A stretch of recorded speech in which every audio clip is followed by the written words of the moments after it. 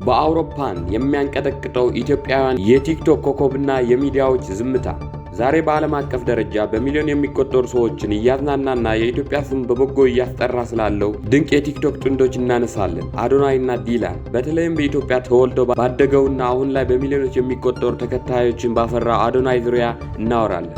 አዶናይ በቲክቶክ ገጹ ላይ በሚሊዮኖች የሚቆጠሩ የውጭ ሀገር ተመልካቾች ስለ ውብ አገሩ ኢትዮጵያ፣ ስለ ባህሏ፣ ስለ ሕዝቦቿ እንግዳ ተቀባይነትና ውበት በተደጋጋሚ በማንሳት ትልቅ የኢንተርኔት አምባሳደር መሆን ችሏል። ነገር ግን የሚያሳዝነው ይህንን ትልቅ ሥራ እየሰራ ያለው ወጣት የአገር ውስጥ ሚዲያዎች ስሙን ሲጦሩትም ሆነ የሚገባ ዕውቅናና ክሬዲት ሲሰጡ አይታይም። ለምን? ዛሬ እውነታውን እንፈትሻለን። የአዶናይ ስኬትና የቲክቶክ ጉዞ። አዶናይና ዲላን በቲክቶክ ላይ ያላቸው መስተጋብር፣ እውነተኛ ፍቅር የሚያሳዩት አዝናኝ ይዘት በአጭር ጊዜ ውስጥ የብዙዎችን ልብ ማሸነፍ ችሏል። አዶናይ የኢትዮጵያ ጨዋነት፣ ሳቅንና ደግነት በተግባር እያሳየ ይገኛል። ከዲላን ጋር የሚያደርጋቸው ፈተናዎችና የዕለት ተዕለት ቪዲዮዎችን ከአውሮፓ እስከ አፍሪካ አልፎም በመላው ዓለም ሰፊ ተቀባይነት አተርፏል። ይህ ስኬት ዝም ብሎ የመጣ ሳይሆን በቁርጠኝነትና ጥራት ያላቸው ይዘቶች ለተከታታዮች በማቅረብ የመጣ ውጤት ነው። አዶናይና ለኢትዮጵያ የሚያደርገው አስተዋጽኦ።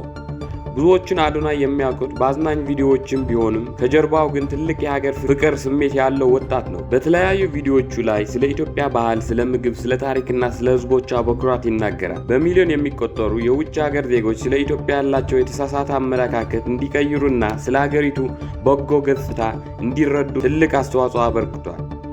አዶናይ ያለ ምንም የኮሚኒኬሽን በጀት ወይም የገቨርንመንት ድጋፍ በራሱ ጥረት ብቻ የኢትዮጵያ የቱሪዝምና የባህል አምባሳደር ሆኖ እያገለገለ ይገኛል።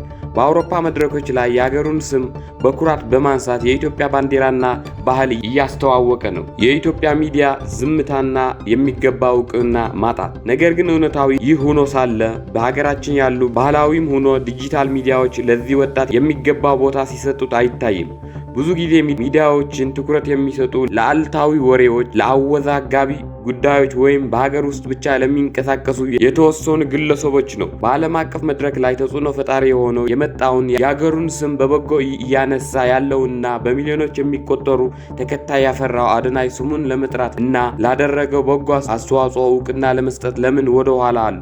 አንድ ወጣት ሀገሩን በዓለም አቀፍ ደረጃ በኩራት ሲያስተዋውቅ ሚዲያዎችን የእርሱን ታሪክ ይዘው በመውጣት ለሌሎችን ወጣት አርአያ ሊያደርጉት ይገባ ነበር። ዕውቅና አለመስጠትና ስሙን አለመጥራት ወጣቶች ለሀገራቸው የሚያደርጉትን በጎ ጥረት ተስፋ እንዲቆርጡ ሊያደርግ ይችላል። አዶናይ ግን የሚዲያ ዕውቅና ባያገኝም በሚሊዮኖች የሚቆጠሩ የኢትዮጵያ ሕዝቦችና ተከታታዮች ከጎኑ እንደሆኑ ያውቃል። በአጠቃላይ አዶናይና ዲላን በዲጂታል ዓለም እያሳዩት ያለው ስኬት የሚደነቅ ነው። በተለይም አዶናይ ለኢትዮጵያ እያደረገ ያለው የበጎ ገጽታ ግንባታ ስራ ላይ የሚዲያ ዕውቅና ባያገኝም በታሪካችንና በልባችን ውስጥ ትልቅ ቦታ አለው። ሚዲያዎቻችን ከእንቅልፋቸው ነቅተው እንዲህ ያሉ ድንቅና ውጤታማ ወጣቶች ሊያበረታቱና ክሬዲት ሊሰጣቸው ይገባል። እናንተስ በአዶናይና ዲላን ገጽ የምትወዱት ነገር ምንድን ነው? የኢትዮጵያ ሚዲያዎችን ለምን ለእነዚህ ወጣቶች ዕውቅና አይሰጡም ብላችሁ ታስባላችሁ? ሀሳባችሁ በኮሜንት መስጫ ላይ አስፍሩልኝ።